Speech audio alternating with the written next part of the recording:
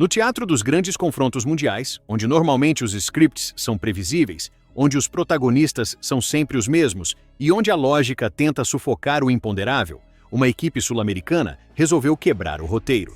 E o nome dela é conhecido, amado por uns, odiado por outros, mas impossível de ignorar: Fluminense. Sim, meu amigo, o Fluminense venceu. Não venceu um clube qualquer. Venceu uma potência emergente. Um projeto ambicioso que há anos vem sendo moldado com dinheiro, estrutura, investimento e promessas de hegemonia.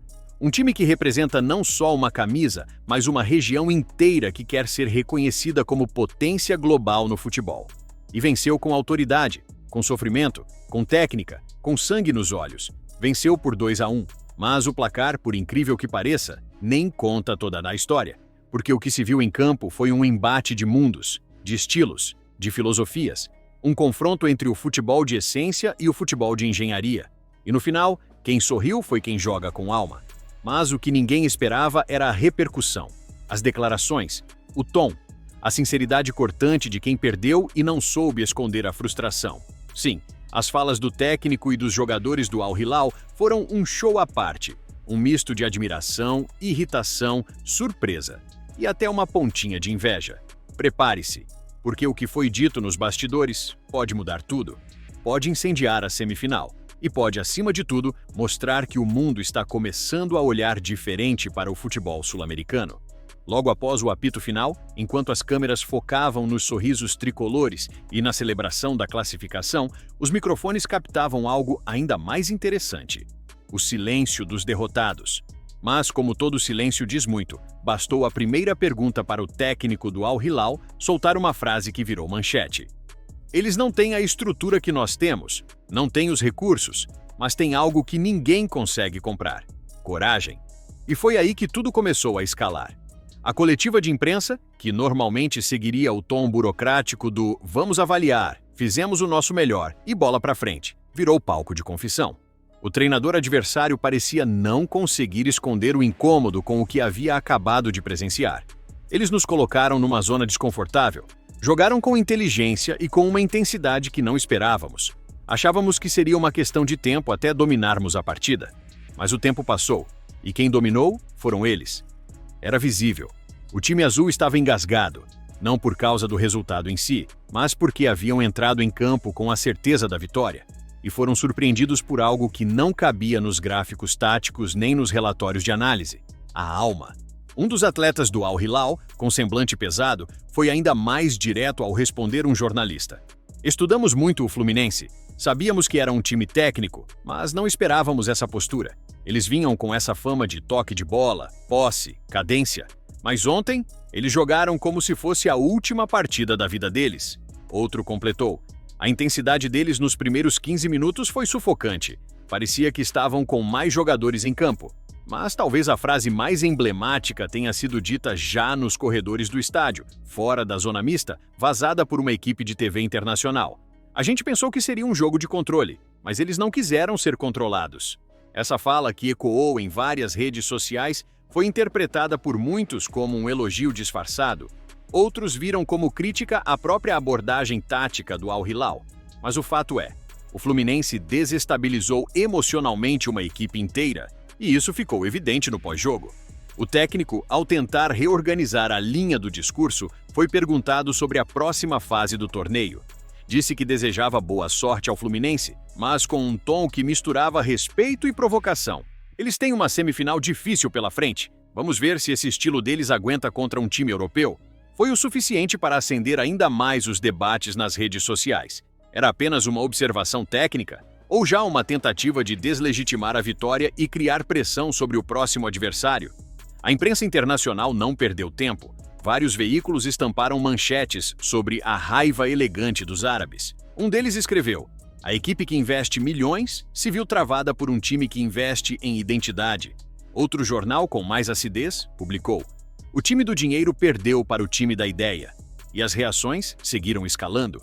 Diversos comentaristas esportivos se posicionaram ao vivo em programas de TV, destacando que o jogo do Fluminense quebrou a lógica da posse previsível, que o Fluminense não apenas venceu, mas desmoralizou o projeto tático do adversário. Eles não sabiam o que fazer sem a bola e, quando a recuperavam, estavam inseguros. A própria torcida adversária nas redes sociais demonstrava respeito misturado com frustração. Comentários como "Fomos dominados por um time que joga com coração e ainda não aprendemos a jogar contra o futebol latino" viralizaram.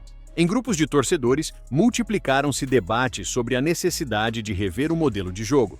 Já os jornalistas locais, conhecidos por protegerem suas equipes, foram mais cautelosos.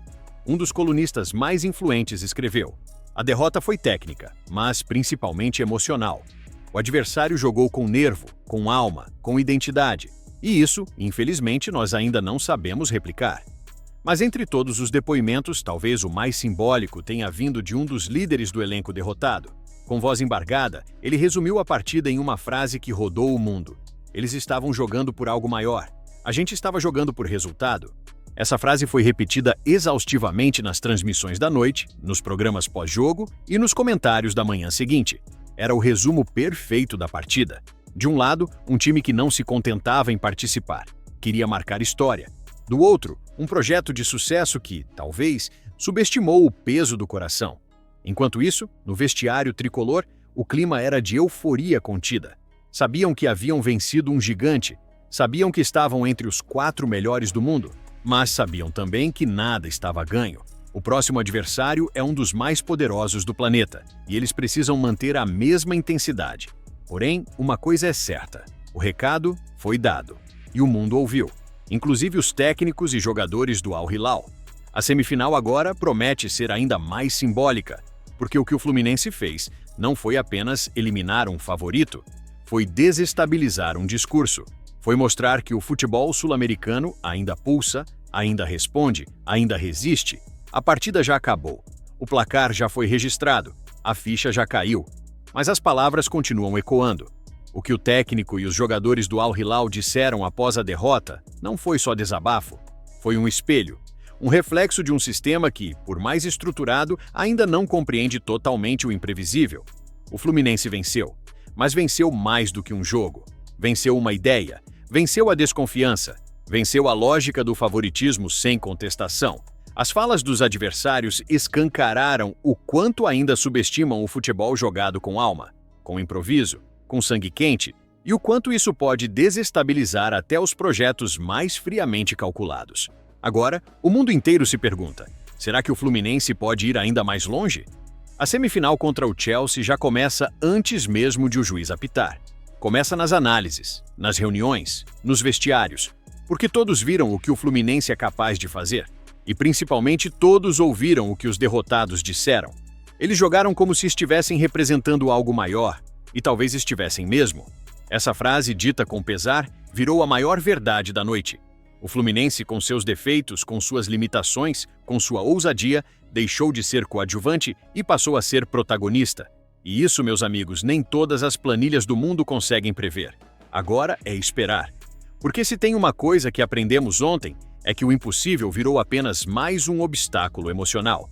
E você, acha que o Fluminense tem força para eliminar o Chelsea? Comenta aí embaixo, porque eu vou fixar o melhor comentário. Valeu e que Deus te abençoe.